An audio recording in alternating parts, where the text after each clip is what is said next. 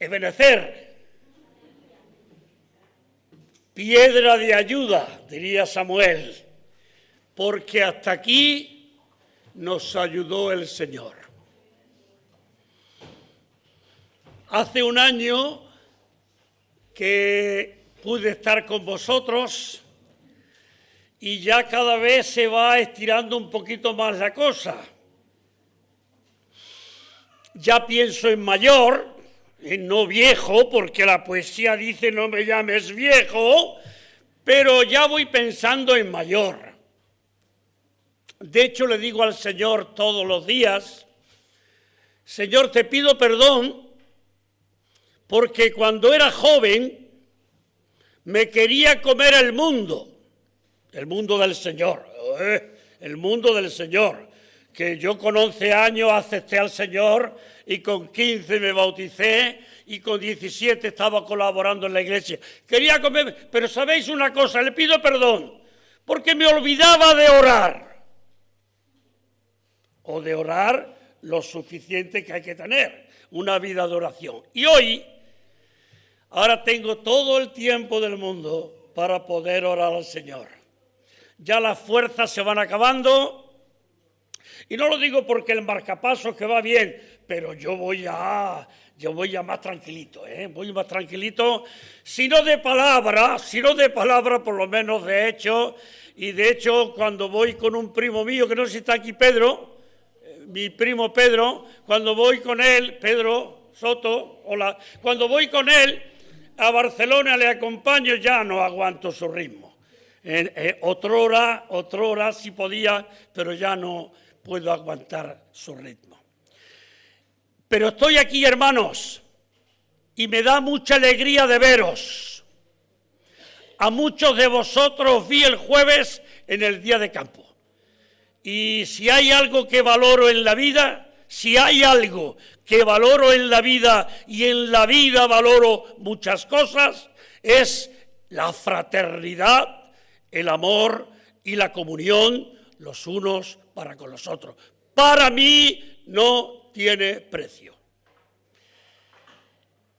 Y quiero deciros que oréis por el hogar de ancianos. Ya sabéis que ya va a hacer 42 años que tanto mi esposa como yo y Jacob, mi hijo Jacob, con 7 años, menos, cumpliste 4, pues hace eso, 41, 42. No queremos decir la edad que tenemos, ¿verdad? Pero me llevé a mi Jacob, a mi Débora y a mi Eunice, y ahí empezamos a cuidar gente mayor, que en aquella época era bastante complicado para los cristianos que se hacían mayores poder vivir en paz y en gracia de Dios. Hoy no, hoy las residencias normalmente son bastante buenas. Simplemente que oréis, porque ya, mañana pasado, ya tenemos que afrontar una reforma de 30.000 euros, que es el aire fresquito. Y en Andalucía os podéis imaginar. Me decía un sobrino mío que fuimos a Francia, Tito, ¿tú te has dado cuenta que aquí no hay aire acondicionado a ningún lado? Pero aquí nosotros necesitamos mucho. Ahora tenemos que afrontar, vamos a poder, porque todo lo podemos en Cristo que le fortalece. Y habiendo dicho eso, cuando mi Jacob me dice, papá, yo ya si puedo me escaqueo un poquito, y yo ya me quedo con mi ancianito en el hogar, que todos los domingos les tengo la palabra, y yo con ellos disfruto un montón, y les hablo sobre todo de cosas amables, de cosas cariñosas, de fe, de esperanza. Y yo sé que en una iglesia, como diría el apóstol Pablo, tenemos que hablar todo el consejo de Dios.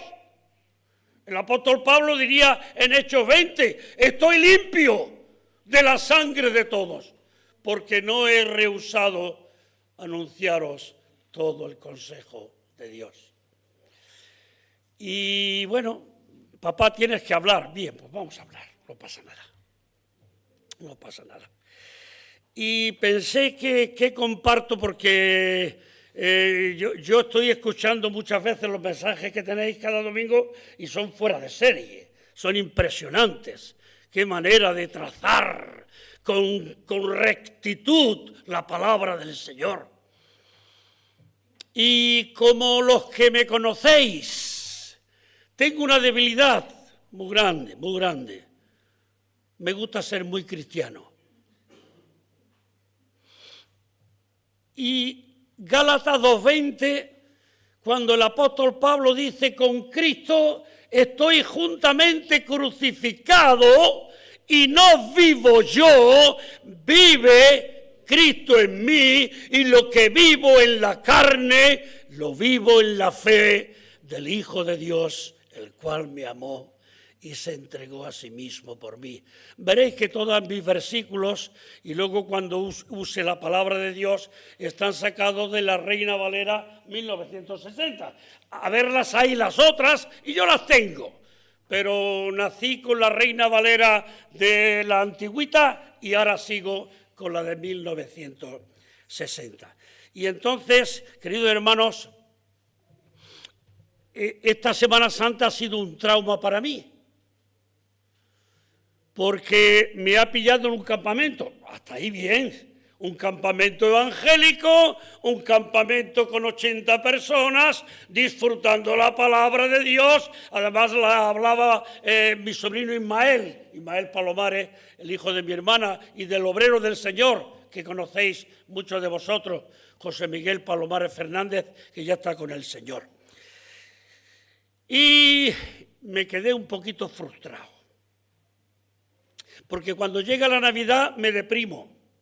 Sí, la celebro, pero me deprimo, porque la fecha será la fecha, no será la fecha, parece que es antes, parece que es después, pero cuando llega la Semana Santa, sabemos el día, la hora, todo el momento en que el Señor pasó su entrada triunfal y el día que el Señor murió. Si alguien me dice, ¿por qué hablas tanto de la cruz? Os lo he dicho, porque me encanta hablar de la cruz de Cristo. Pero quiero matizar. Yo sé que mi Señor está en el cielo. Yo sé que Él está sentado en el trono. Yo sé que Él está preparando un lugar para nosotros. Yo sé que Él vendrá otra vez a recogernos. Todo eso lo sé. Pero ¿os acordáis del gran poeta Antonio Machado? Ahora la Semana Santa en Andalucía.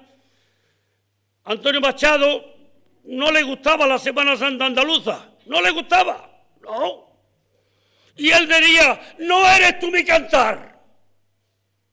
No puedo cantar, ni quiero a ese Jesús del madero, sino al que anduvo en la mar. No estaba contento con ese Cristo de los gitanos, siempre con sangre en las manos, siempre por desenclavar. Pero, ¿os acordáis de Teresa de Ávila? La mística Teresa de Jesús. Muéveme el verte clavado en una cruz y escarnecido, y muévenme tus afrentas y tu muerte, de tal manera que aunque no hubiera cielo, yo te amara, y aunque no hubiera infierno, te temiera, porque no me tienes que dar porque te quiera. Pues aunque lo que espero no esperara, mucho más que te quiero, te quisiera. Vámonos a la cruz. Vámonos al Viernes Santo. Juan capítulo 19.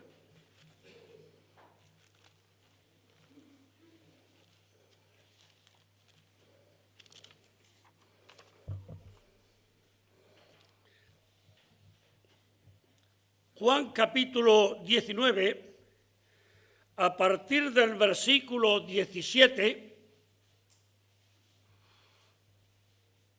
como me ha dicho una hermana, ¿qué tema le ponemos al mensaje? Digo, bueno, pues ponle 7 reflexiones del apóstol Juan el día que el Señor murió. o en la cruz del Calvario. Porque,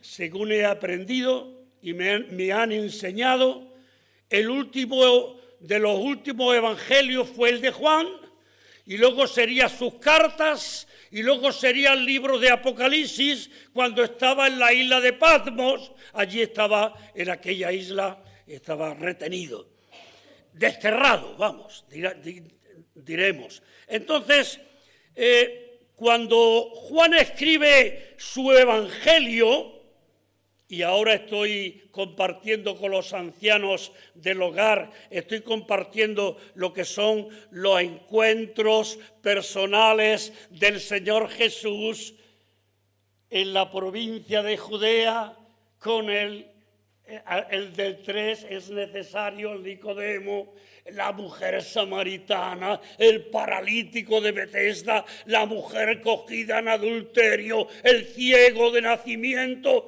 el encuentro personal con María Magdalena, el día de la resurrección, el encuentro personal del Señor con Tomás, que si me acuerdo y me lo recordáis, os digo una poesía al final de Tomás, para dejar bonita la resurrección del Señor.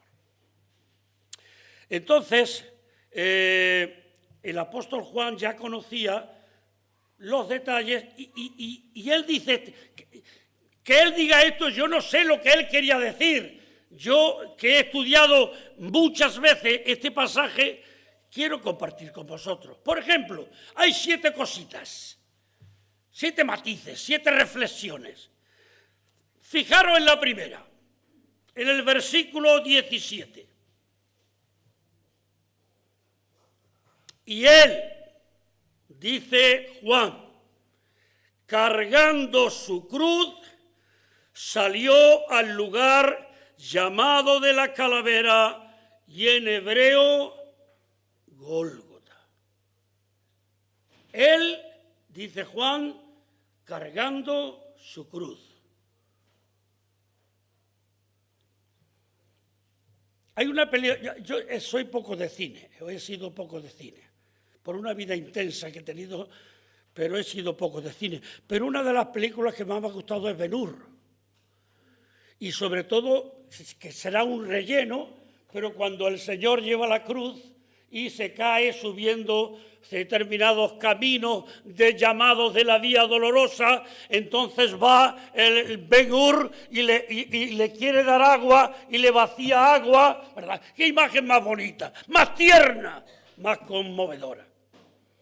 Y sabéis que si leéis Mateo, Marcos y Lucas, veremos a un personaje llamado Simón de Cirene, que lo cogieron, que venía del campo para que llevara la cruz tras Jesús.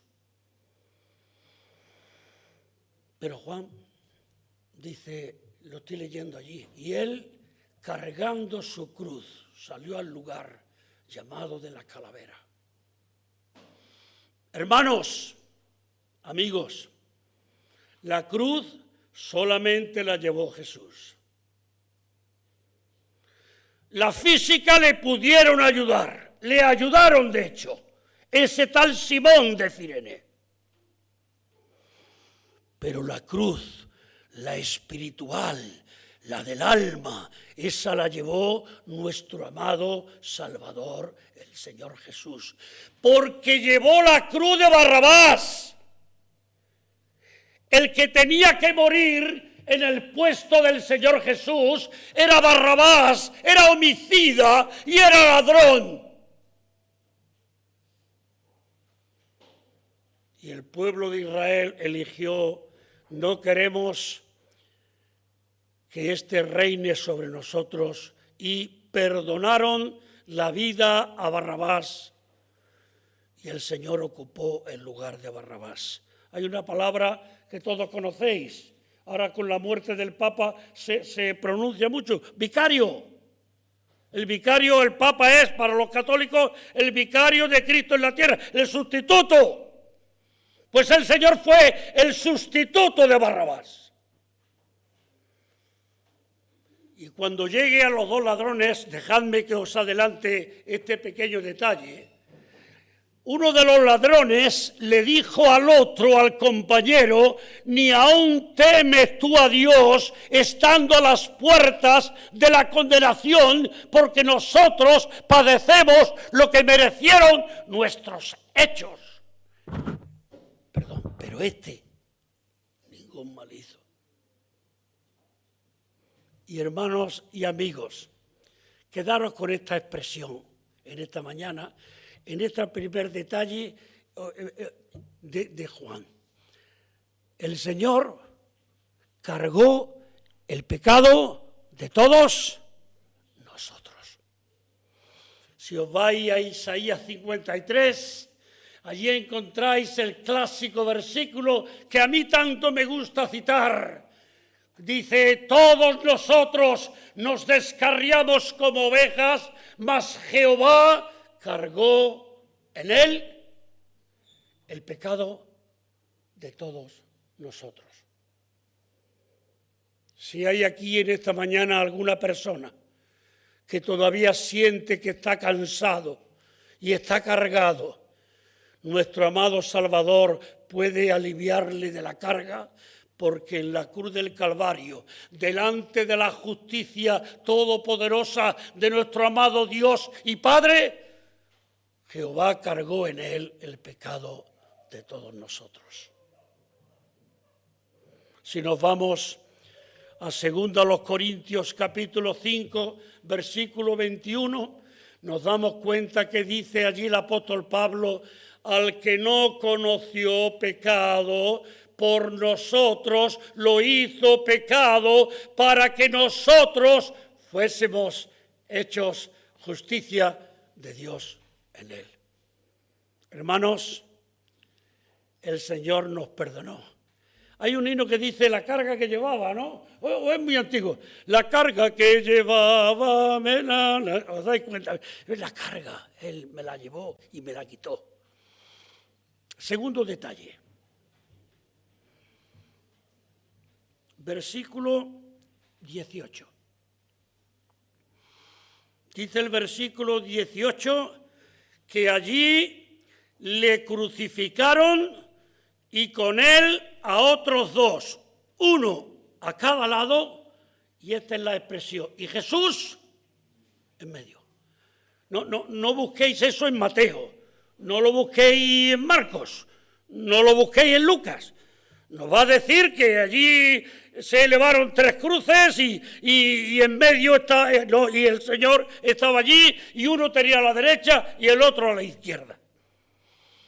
La pregunta que yo me hacía, hermanos, y la quiero compartir con vosotros, ¿por qué Juan matiza Jesús en medio?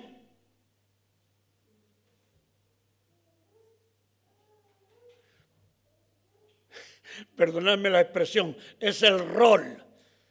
Esa palabra muy moderna. ¿Cuál es el rol? El rol del Señor es estar en el medio. Estar en el medio. Cuando resucita el domingo, lo primero que hace es acercarse al aposento alto y entrar y ponerse en medio de su iglesia. Y si vais a Apocalipsis 4 y 5, allí le veis en medio del trono.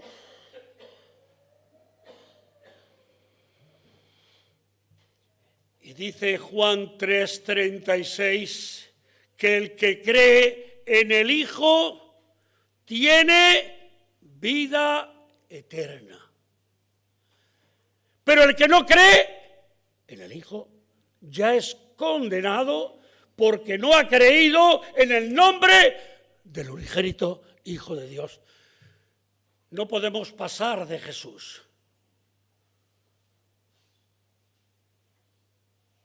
Recuerdo las palabras del apóstol Pablo allí en Atenas, cuando él le dice que Dios, habiendo pasado por alto los tiempos de esta ignorancia, ahora manda a todos los hombres en todo lugar que se arrepientan, por cuanto ha establecido un día en el cual juzgará al mundo con justicia por aquel varón a quien designó resucitándole de entre los muertos.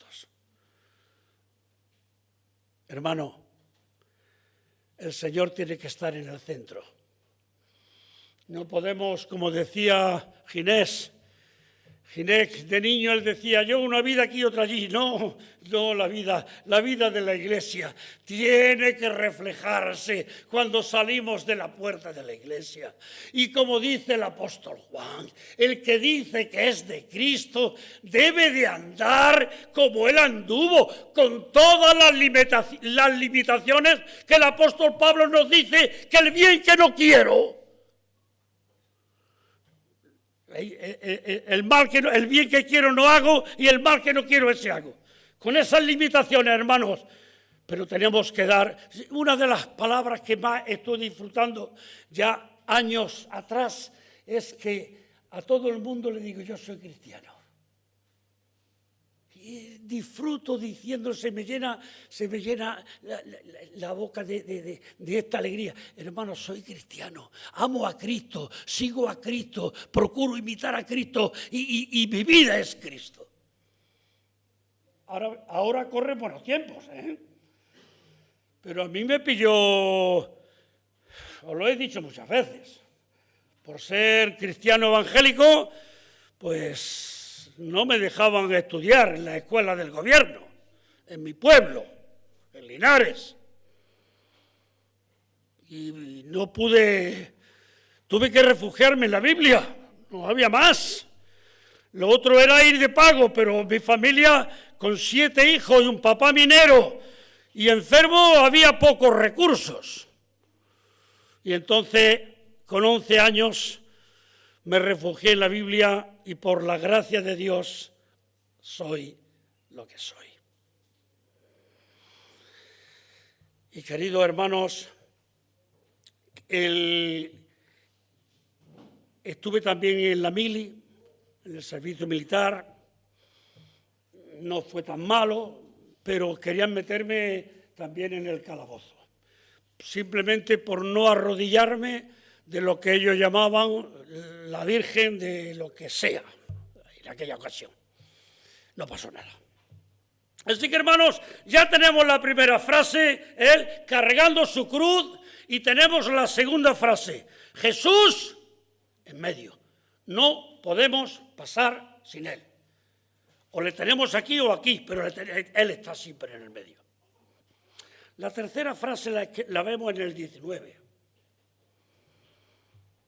Dice el 19 que escribió también Pilato un título que puso sobre la cruz, el cual decía Jesús Nazareno, Rey de los judíos.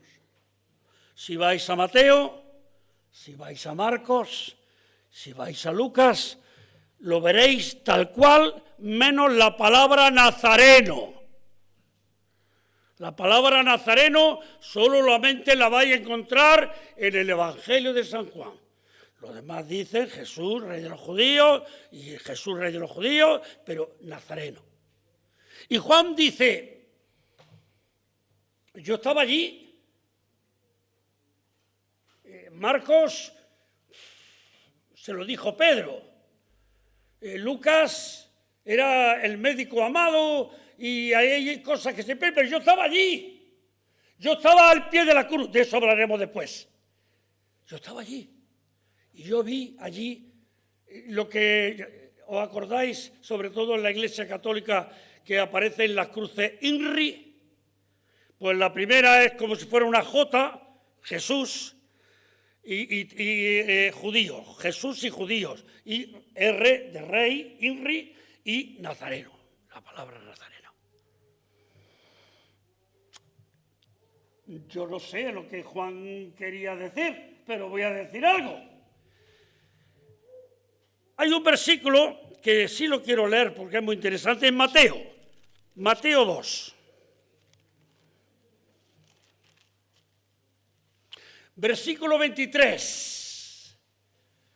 Mateo 2, versículo 23. Y dice el evangelista Mateo que vino, bueno, leemos el 22 para entrar un poco, pero oyendo que Arquelao reinaba en Judea en lugar de Herodes su padre, tuvo temor de ir allá, pero avisado por revelación en sueños, se fue a la región de Galilea y vino y habitó en la ciudad que se llama Nazaret, para que se cumpliese lo que fue dicho por los profetas, que habría de ser llamado Nazareno. Me parece que fue en el campo el día jueves, cuando alguien buscaba a alguien, digo, ¿a quién buscas? Y un poco de broma le dije, a Jesús Nazareno. Es la expresión, el día que el Señor le prendieron, que llegaron allí al monte de los Olivos, a Getsemaní, y allí llegaron la turba y le preguntaron, le dijo a alguien, ¿a qué buscáis? Y él dijo, ellos dijeron, a Jesús Nazareno, yo soy, dejad marchar a estos.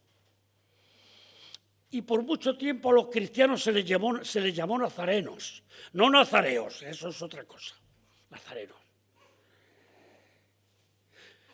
Pero la verdad que yo he ido al Antiguo Testamento, no me he encontrado la palabra nazareno por ningún lado. Pero sí, bueno, no sé cuánto había estado en Nazaret.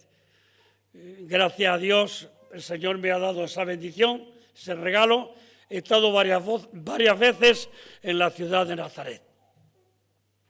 Y he podido disfrutar del ambiente y de todo lo que allí se respira, aunque es muy árabe todo aquello.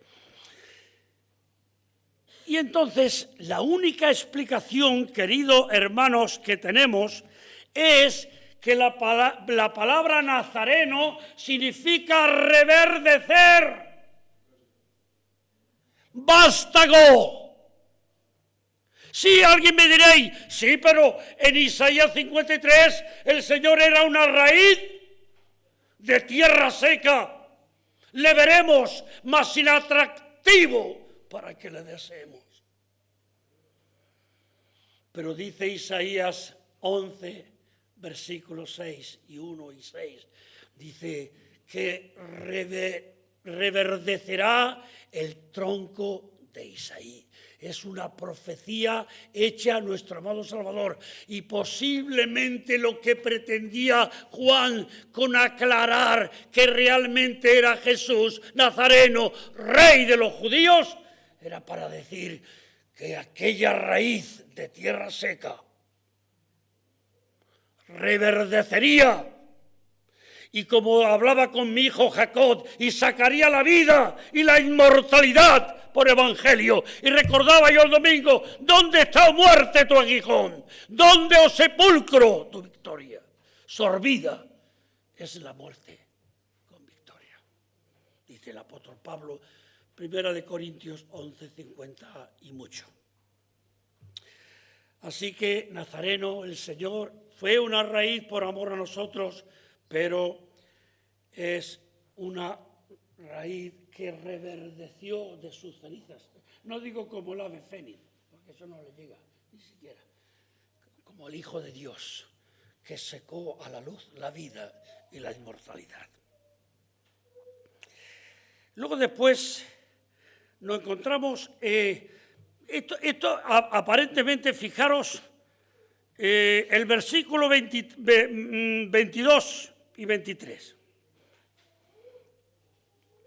Dice el 22, cuando los soldados hubieron crucificado a Jesús, tomaron sus vestidos e hicieron 4 partes, una para cada soldado, y esta es la expresión, tomaron también su túnica, la cual era sin costura, de un solo tejido de arriba abajo, y entonces dijeron entre sí, no la apartamos, sino echemos suerte sobre ella, a ver de quién será. Y esto fue para que se cumpliese la escritura que dice, repartieron entre sí mis vestidos, y sobre mi ropa echaron suertes, y así lo hicieron los soldados. ¿Qué quería decir Juan? Bueno, una profecía. Porque, hermanos, las profecías no podemos olvidarnos de ellas. Todas las que se han cumplido en la persona bendita y amada del Señor Jesús, se volverán a cumplir las que quedan. De la misma manera. Pero Juan dice que tenía una túnica sin costura y yo me pregunto, de un solo tejido de arriba abajo, los modistas, las modistas, yo no soy modista ni modista, soy bastante malo para estas cosas, pero ellos entenderán de algo. De todas maneras, los 4 mercenarios que estaban al pie de la cruz pensaron que, bueno, las calzas, el turbante, algunas diferentes prendas que el Señor podría llevar, pues una para cada uno. Pero luego, y la túnica. Y no la rompieron en 4 partes, sino que dijo, no lo apartamos, sino que echemos a suertes. Y lo primero que se hace es que se cumple la Escritura que dice aquí en la palabra de Dios, repartieron entre sí mis vestidos y sobre mi ropa echaron suertes. Pero, queridos hermanos, dejadme que os diga 2 cositas. ¿Os acordáis de aquella parábola que una persona entra no vestida de boda en la fiesta y que el dueño de la casa le echa porque no iba vestido de boda? Y es que en aquella época lo que los judíos y árabes llaman el gran caftán era una túnica que si no la traían, el dueño de la casa se la ponía para que todos estuvieran vestidos. Pero aquel hombre, por razones que desconocemos, no estaba vestido con la túnica, no estaba vestido de boda. Y el Señor dice que será echado fuera, y hay una imagen del infierno, donde es el llanto, el lloro y el crujir de dientes. Hermanos, si nos vamos al libro de Apocalipsis, allí hay una expresión que se repite varias veces que dice, ¿quiénes son estos que están vestidos de ropas blancas? Y la contestación son los que han lavado sus ropas en la sangre del Cordero y la han emblanquecido. ¿Os acordáis del corito? Juan vio el número de los salvados por el Señor, todos vestidos de ropas blancas, y en ese número estaba yo. Vestidos de ropas blancas, hermanos, por la gracia y por la misericordia, porque nuestro cuerpo, nuestros vestidos viejos fueron enterrados y se nos ha dado ropa limpia y nueva, lavados en la persona bendita y amada del Señor Jesús. La sexta cosa, detalle, puntualización, está en el versículo 25, todo. Bueno, ahí tenemos otra más, ahora lo veremos. Llegamos a esta que sería la quinta. Y dice el versículo 25, estaban junto a la cruz de Jesús, su madre, la hermana de su madre, María, mujer de Cleofás, y María Magdalena. Y lo que sigue después, ya lo conocéis, no me voy a meter en ello, es lo que llaman creo que en Cataluña habéis tenido una iglesia que ha tenido el Timoteo, el médico, ¿cómo se llama? Vila, ¿no? El psiquiatra, Pablo Martínez. Pablo Martínez Vila en alguna iglesia de Cataluña ha tenido las 7 palabras. Bueno, pues las 7 palabras, si no existiera Juan, solamente tendríamos 5. No tendríamos ni esta, mujer, he ahí tu madre, mujer, he ahí tu hijo, hijo, he ahí tu madre, y desde aquella hora el apóstol Juan la recibió en su casa. No la tendríamos si no estuviera Juan aquí. Y no tendríamos la que viene después, tengo sed. Y ahora la veremos de manera muy rápida. Pero lo que yo quería, queridos hermanos y amigos, hay una pena. Estaba yo escuchando a un humorista andaluz, muy conocido, y él hablaba, no, aquí en Andalucía no hay que ser cristianos para salir en las procesiones. Yo conozco infinidad de personas que son ateos, que no creen en Cristo, que no creen en Dios, que no creen en nada, pero hay que vestirse de nazareno, hay que vestirse de penitente, hay que sacar a las vírgenes. ¡Qué pena más grande! Por eso Machado diría, este no es mi cantar, no puedo cantar ni quiero.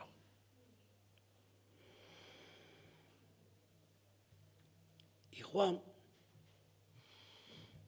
cuando sabe que Mateo, Marcos y Lucas han hablado de él y de las mujeres y lo han puesto como que estaban de lejos mirando aquellas cosas. Luego vaya a vuestra casa y lo leéis. Leéis Mateo, Marcos y Lucas y veréis que los 3 se ponen de acuerdo para decir, cuando ya el Señor estaba muriéndose y llegaban el consumado es, y en tus manos encomiendo mi espíritu, pues dice, y había algunos discípulos y algunas mujeres de lejos mirando estas cosas. Y Juan dice, estuvimos junto a la cruz. Y junto a la cruz recibimos bendiciones. Los que sois antiguos recordaréis, venid junto a la cruz los que buscáis perdón, ¿verdad? O junto a la cruz, donde murió el Señor. ¿Os acordáis de estas canciones tan bonitas? Juan dice, yo estuve junto a la cruz. Y María, y la de Cleofás, y María Magdalena, estuvimos junto a la cruz y allí en nuestro Señor Jesucristo que inmediatamente diría tengo sed, que lo vamos a ver ahora, el tengo sed. Allí hay bendiciones. Déjame que os diga una cosita. ¿Os acordáis del monte de la transfiguración? El Señor estaba en el monte de la transfiguración. Sus vestidos se volvieron blancos, relucientes, como ningún lavador, diría Marcos, en la tierra podía conseguir aquella blancura y aquella limpieza. Y allí se transfiguró, y allí apareció Elías, y apareció Moisés, y el cielo se abrió, y Dios dijo, este es mi Hijo amado, en el cual tengo contentamiento. Y dijo Pedro, Señor, hagamos 3 enramadas. Y dice Marcos, que estaban muertos de sueño. Pero era tan bonito, tan bonito, tan bonito lo que estaban viendo, que sus ojos no se cerraron.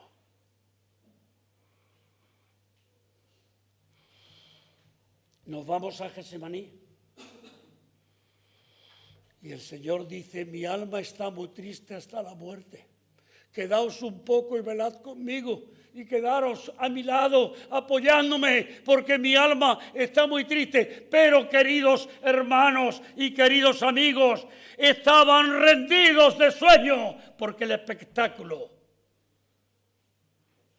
el mejor espectáculo del mundo, el Señor dando su vida por nosotros, y se quedaron dormidos. Hermanos, los peores momentos de tu vida, busca al Señor, que está allí. El Señor siempre está allí.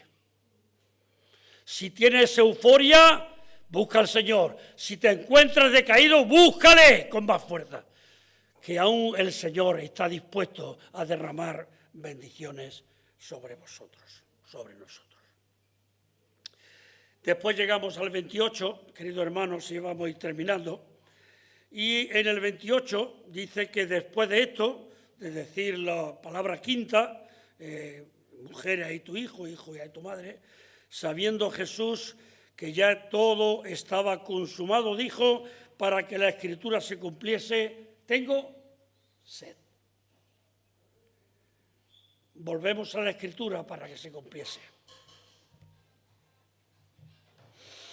Como os he dicho antes, estoy compartiendo con mis ancianitos en el hogar los encuentros personales del Señor y hace nada le hablé de la mujer samaritana, del capítulo 4.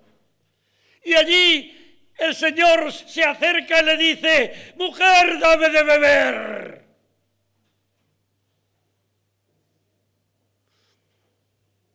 ¿Cómo me pides tu agua? ¿Quién te va a sacar el agua? ¿Cómo me pides de beber? Que tú eres judío y judíos y samaritanos no se llevan entre sí. Y Jesús le dice, si conocieras el don de Dios y quién es el que te dice, dame de beber, tú le pedirías y él te daría el agua que brota para vida eterna. Y en Juan 7, en la fiesta de los tabernáculos, en el último día, que era la costumbre de derramar agua por las calles, el Señor se puso de pie y en alta voz dijo, si alguno tiene sed, que venga a mí y beba, y el que crea en mí, de su interior correrán ríos de agua viva. Tengo sed. Tengo sed. Tengo sed. Yo os lo he dicho alguna vez. Yo llevo 41 años, ya para 42, ahora en noviembre, que estoy cuidando mayores y como estoy viviendo con ellos desde hace 42 años, porque me fui a vivir con ellos y han pasado cientos y miles de ancianitos conmigo, pues he tenido de todo, o hemos tenido de todo. Y los médicos siempre nos dicen, si se muere, que se va a morir, que no se deshidrate. Jesús estaba deshidratado.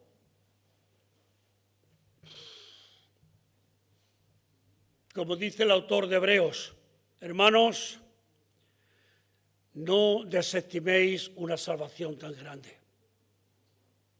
Hermanos, no desestiméis una salvación tan grande. Y ya por último, hermanos, nos vamos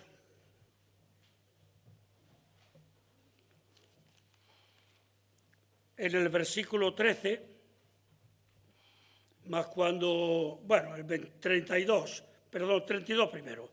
Vinieron pues los soldados y quebraron las piernas al primero y asimismo al otro que había sido crucificado con él, mas cuando llegaron a Jesús, como le vieron ya muerto, no le quebraron las piernas, pero uno de los soldados le abrió el costado con una lanza y al instante salió sangre y agua, y el que lo vio da testimonio, y su testimonio es verdadero, y él sabe que dice la verdad, para que vosotros también creáis, porque estas cosas sucedieron nuevamente para que se cumpliese la Escritura, no será quebrado hueso suyo, y también otra Escritura dice, mirarán al que traspasaron.